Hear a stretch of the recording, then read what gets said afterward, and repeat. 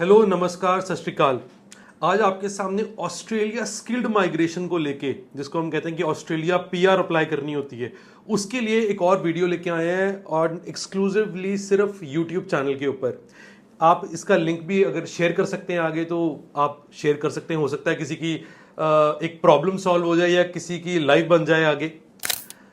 हमारे पास सबसे common Australian immigration को लेके सबसे कॉमन जो एक प्रॉब्लम लेके लोग आते हैं, या मैं कहता हूं एक डाउट लेके हमारे पास आते हैं कि कौन सी ऑक्यूपेशन के अंडर हम अपनी एप्लीकेशन अप्लाई कर सकते हैं।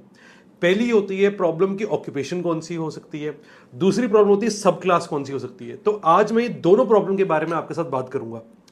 पहली बात तो जब एक एप्लीकेंट हमारे पास आता है, वो अपनी रिसर्च, एक पीआर एप्लीकेंट जो हमारे पास आता है या कहीं पे भी जाता है, पहली बात तो वो अपना होमवर्क कहीं ना कहीं करके आता है, रिसर्च ऑनलाइन करके आता है या जाके करने वाला होता है।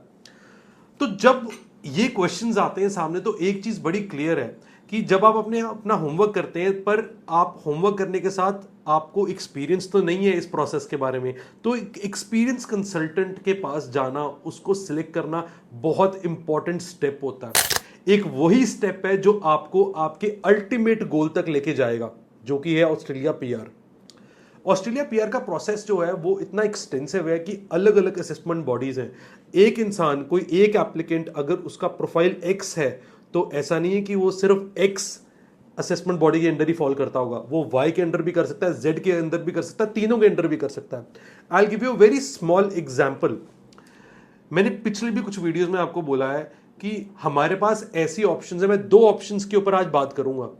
जिन्होंने जीएनएम नर्सिंग करी है, जीएनएम नर्सिंग करने के बाद बीएससी नहीं करी, और कईयों ने बीएससी भी करी होती है या डायरेक्ट बीएससी करी होती है, वो हमारे पास आके कहते हैं कि हमारे पास तो एक ही ऑप्शन है जी, एंक्लिक्स का पेपर दो, ऑस्की का एग्जाम दो, सर्टिफिकेशन क्लियर करो, and as a registered nurse हम अप्लाई कर सकते हैं। उसके लिए आपको 7 इंच बैंड भी चाहिए होते हैं। मैं आपके लिए एक ऐसी ऑप्शन भी हमारे पास है जिसमें आप वेटासिस के थ्रू भी असेसमेंट करा सकते हो। जरूरी नहीं है कि आपने एज अ आरएन एफ्रा से करानी है, एनमैक्स से करानी है, नो। यहीं पे, और सबसे इंपॉर्टेंट पॉइंट जो अगेन मैंने पिछली वीडियोस में भी आपको बताया है कि पहले देखना होता है कि एप्लीकेंट का जो एक लैंग्वेज एबिलिटी टेस्ट देने का लेवल है वो कितना है। कईयों का 8 बैंड में होता है, कईयों का 7 होता है, कईयों का 6 होता है। 6 से नीचे तो हम पीआर ही अप्लाई नहीं कर सकते। तो 6 ईच वालों की हम आरएन के थ्रू कैसे कर सकते हैं? नहीं कर सकते। तो उनके लिए एक एक्सक्लूसिव ऑप्शन है which is through वेटासिस।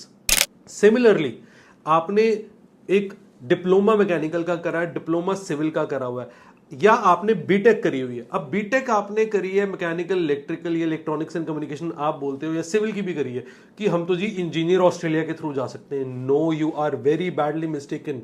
You don't have only one option here, you have 2 to 3 options. You can go in different streams.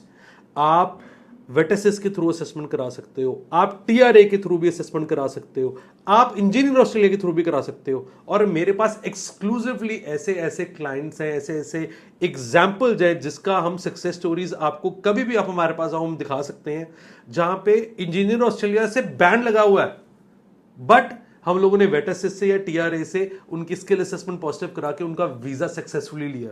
और ऐसे एक नहीं, मेरे पास बहुत सारे एग्जाम्पल्स हैं। जरूरत है एक सही कंसल्टेंट को चूज करने की, दैट्स इट। अगर आप ये कर सकते हैं एंड अपना प्रोसेस, जो अपना होमवर्क आप करते हैं ऑस्ट्रेलिया पीआर के ऊपर, अपनी रिसर्च करते हैं, उसके साथ साथ एक कंसल्टेंट, राइट कंसल्टेंट को चूज करना भी बहुत इंपॉर्टेंट है। आप अगर कभी भी हमारे साथ अपॉइंटमेंट लेके बात करना चाहते हैं, मेरे साथ गूगल मीट पे बात करना चाहते हैं, तो नीचे दिए हुए नंबरों पे कॉल करिए एंड कभी भी मेरे साथ बात करके अपना ऑस्ट्रेलिया पक्के तौर पे सेटल होने का सपना पूरा कर सकते हैं। बहुत बहुत धन्यवाद।